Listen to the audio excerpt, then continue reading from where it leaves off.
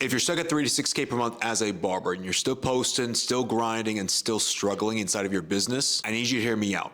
It's not your fault. At the end of the day, you were just lied to like I was. But you weren't lied to by just one person, but by the industry, the barbershop, social media, the overall hustle culture inside the barber industry. Today, I'm breaking down the 3 biggest lies that are keeping barbers broke that leads to a lot of us being frustrated and stuck in survival mode. Now, these lies almost ruined my career and made me quit barbering. But once I broke through them, I was able to scale up my business, generate new clients, win on social media, and now I'm helping over 1,400 other barbers win on social media as well too, making over 20, 30K a month. Lie number 1, if you're good at cutting hair, clients will come. You see, back in 2015, 2016, I was like all in on the skill set. I watched literally every single YouTube video that was available. I was practicing non-stop on my clients, and that's all I could think about. I obsessed over every blend, every single lineup, every single haircut style I could even think about, and I got pretty fucking good. I remember distinctly, this was like a Friday back in like 2016.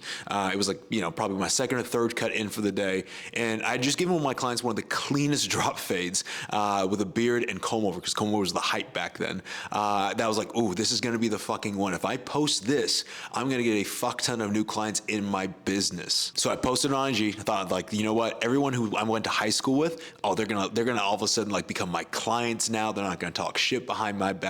Like, this is gonna be the haircut in that post that really takes my career off to the next level. To be transparent, it got about like maybe 12 likes altogether, and not a single new client was booked from that haircut. But I thought, you know what? Hey, I gotta stay diligent on this thing. So I kept posting, kept staying consistent. Clients were telling me every single day, like, dude, you're getting so much better. All the barbers in the shop were giving me props. I'm like, dude, I see the work you've been putting in on this thing. But I was still making anywhere between only 2 to 4K per month, only relying on walk-ins, and like really no new clients were coming in from the social media posts I was, producing at the time. And I remember seeing like barbers like A-Rod, Wester, Taylor Cuts, all those guys that were like cutting in LA at the time at the Elegance Hair Studio. And it really irked me. I was like, what's the difference? Why are they blowing up? I know I see them using like enhancements and stuff like that, but I'm a natural barber. I'm like a real barber, Like, I don't use all that paint shit. And I kept on dissecting their page. I was like obsessed every single day, just looking like, what the fuck is this thing? And until it finally like really hit me one day, they're not just barbers. They were marketers for their business. And at the very end of the day, I had to come to the cold hard truth that I just wasn't that. I wasn't a marketer at all. Because skill means nothing if no one knows who the hell you are. Business at the end of the day isn't about who's the best skilled at doing the thing. It's about who's the most well known and who's actually being seen. Think about it. There's like, let's take an analogy like singing. Taylor Swift, I'm pretty sure there's a million better singers than Taylor Swift currently in this day and age. But no one is paying those people, those unknown singers, $1 billion for stadium world tours. And the same thing goes with barbering. You can for sure cut cleaner than majority of the industry out in today's game. But if you don't know the skill set of attracting attention to your business, you'll never get paid like the top barbers should, or like get paid for, your skill set. I mean, just think about it. The most skilled barbers in your city, like, they're probably not the ones who are making the most amount of money. You probably know a ton of skilled barbers. You meet these guys at shows, you see them at events, and a handful of other barbers that are half their skill set making twice, if not triple more than them. Because skill set gets you retention, but marketing gets you new clients into the business. And really, that's why I teach barbers now. How to market yourself, how to raise prices, how to create attention directing back to your business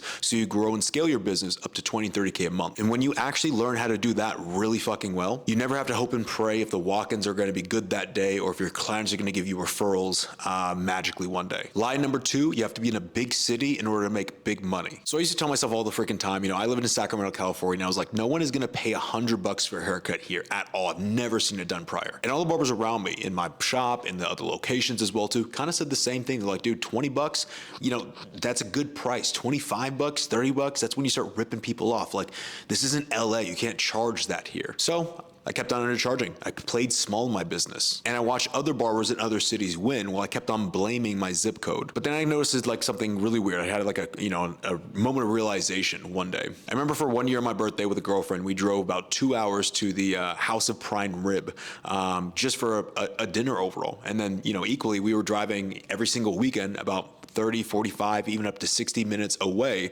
from Sacramento to get some organic fruit from a fruit stand. And I was thinking, like, I can easily buy fruit right down the block. Like, why am I so intrigued or pulled? Or why am I even driving this far away, spending this much money on gas to pay for the same thing that I can get maybe down the block? And that's when it hit me. Like, I was doing the same thing for other people's businesses that I wasn't able to produce inside of my barber business, which is get people to understand that I'm solving a problem. Because you see that fruit stand, they were completely all organic, and I really try to be more health conscious on myself. And I knew the fruit at, like, let's say those supermarkets, they're full of pesticides and all the other crap, and I wanted like real good organic fruit that you couldn't get anywhere else. Again, people will travel for what they value, and location is never a problem when you actually solve a real problem for a client. So I started marketing. I focused on solving problems for my client and actually being different instead of blending in with every single other barber that's in my city. After doing that for a while, I started racking up clients that were paying me over 100, 150 bucks for a haircut. And I even had one client who would drive 4 hours away every 2 weeks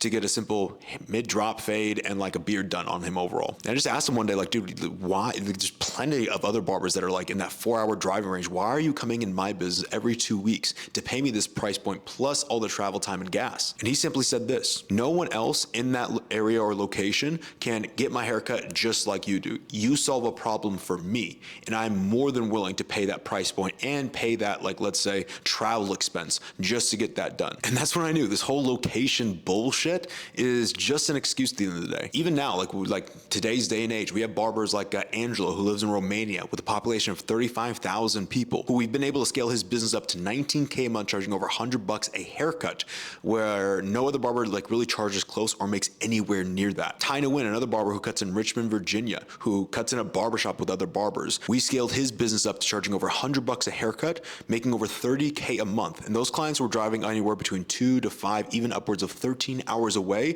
to pay him for the $100 haircut. Your zip code is never the problem. The way you're running your business is. Because your environment doesn't limit how much you can make on your income. Your thinking and belief does. People don't pay for proximity, they pay for solutions. And we can see this all around the world. Like every other business, big businesses in fact, people pay them big bucks to be able to solve problems for them that they can't get anywhere else and can't find anywhere else, matter of fact. You don't need to be on a busy street. You need a big, juicy, sexy brand online. You don't need more people around you. You need more people seeing your marketing on social media so they can convert on new clients into your business. Visibility plus value equals clients. That's the master equation. Location doesn't matter, and most barbers are invisible and irrelevant. Whereas the barbers I've mentored, over 1,400 barbers in the last 5 years, they're known, respected, and even in towns as small as 9,000 people. Lie number 3, if you just stay consistent, it'll all work out someday. I remember when I committed to posting every single day. Everyone was cheering me on, like, just stay consistent, bro. Keep fucking grinding. Keep doing your thing. So I did. 6 months straight, in fact. And every single day, didn't even miss a day. And you know what happened?